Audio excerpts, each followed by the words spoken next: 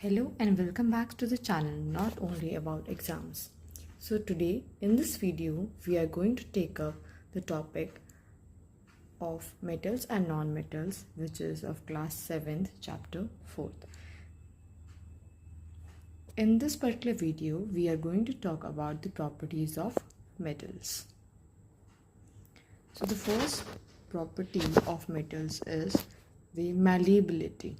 So what is malleability basically? It's a property of a metal by which it can be beaten into sheets.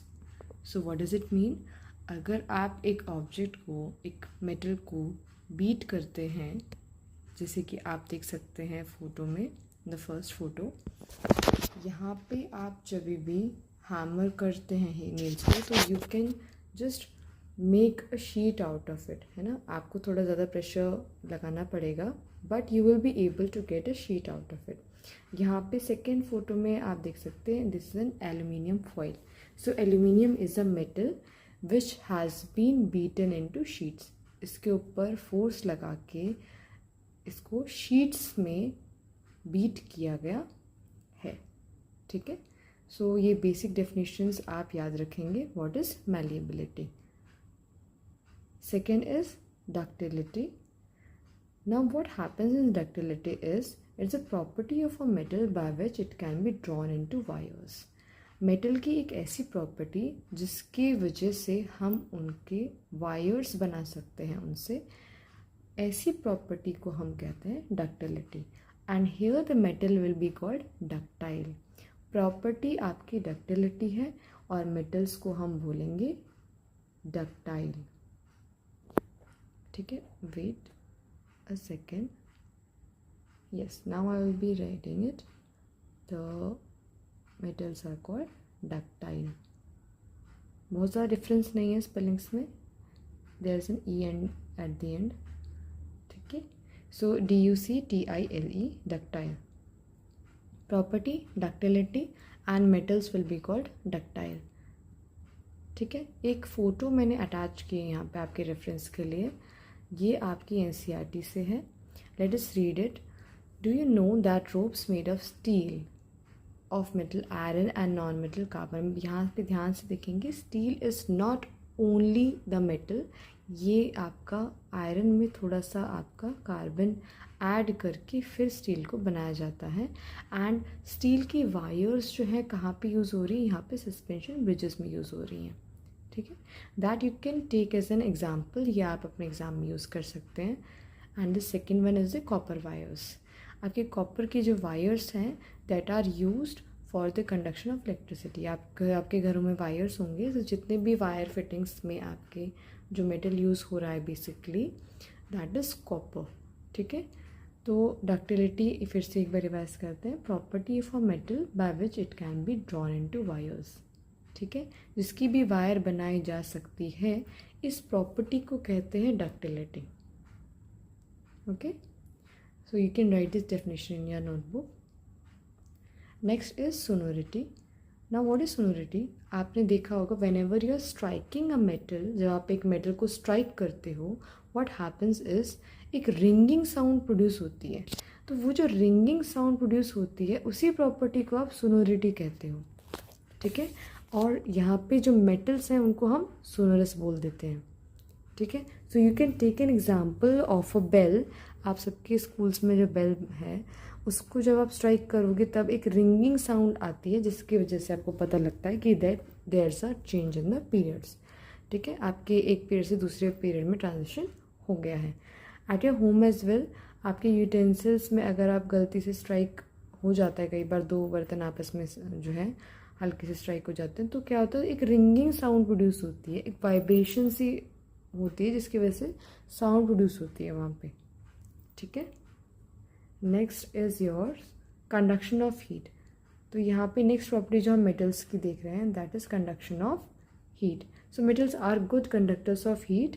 That is they allow heat to pass through it. यहाँ पे एक diagram जो NCERT का लिया हुआ है that is having एक glass है and that is having an hot water. यहाँ पे एक मेटल स्पून भी रखी गई है और एक वुडन स्पून भी रखी गई है. तो आपको क्या लगता है कि which one will get heated fast? कौन सी स्पून है वो जल्दी हीट अप हो जाएगी?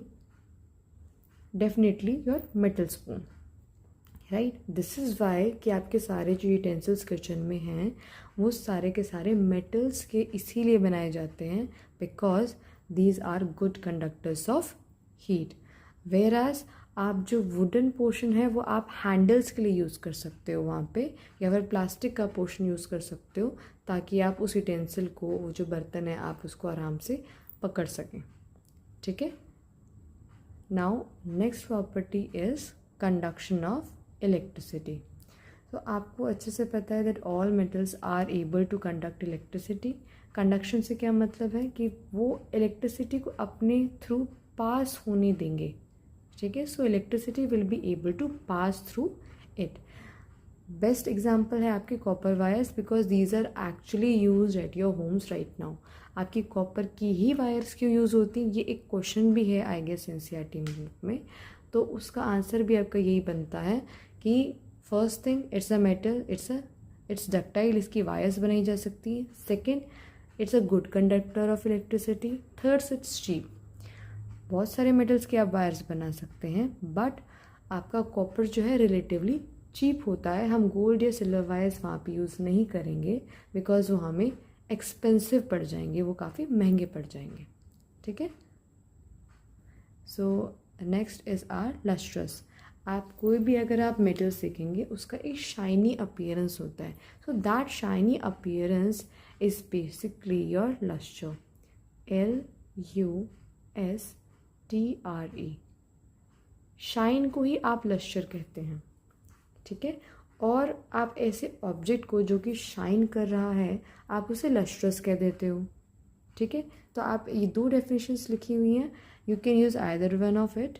Property of metals by which they shine, ये भी ठीक है, या फिर आप लिख सकते हैं objects having shiny appearances are said to be lustrous, example metals, ठीक है। आप मेटल्स का स्पेसिफिक एग्जाम्पल यहाँ पे मैंने फ़ोटो से भी दिखाया है, that is gold and silver. आप स्पेसिफिक एग्जाम्पल लिख सकते हो, एग्जाम्पल गोल्ड सिल्वर, ठीक है। आपका आयरन भी है, एल्यूमिनियम भी है, कॉपर इज़ ऑल्सो लस्ट्रस, सो आप बाकी भी यूज़ कर सकते हैं। सो अकॉर्डिंगली जो आपको याद हो जाए आसानी से, that example you can use. So here we have finished with the properties of metals, and in the part 2 we are going to talk about the chemical properties. ये हमने फिजिकल प्रॉपर्टीज़ करी थी, that how do they look, अब वो कैसे behave करेंगे, उसका basically क्या अपीयरेंस वगैरह सब कुछ है। पार्ट 2 में हम उसके केमिकल प्रॉपर्टीज़ करेंगे of the metals. So the response of this video will actually motivate me for the part 2 version. आप इस वीडियो पे कैसे रिएक्शन आते हैं, कितना ये वीडियो देखा जाता है, उस पर डिपेंड करता है कि how fast I am going to make the second part of it.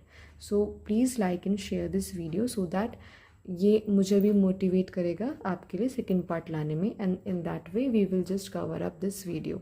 This video is particularly because मुझे इसकी एक रिक्वेस्ट आई थी, so I have made this video for you. If you are having any feedback that you can write in the comments.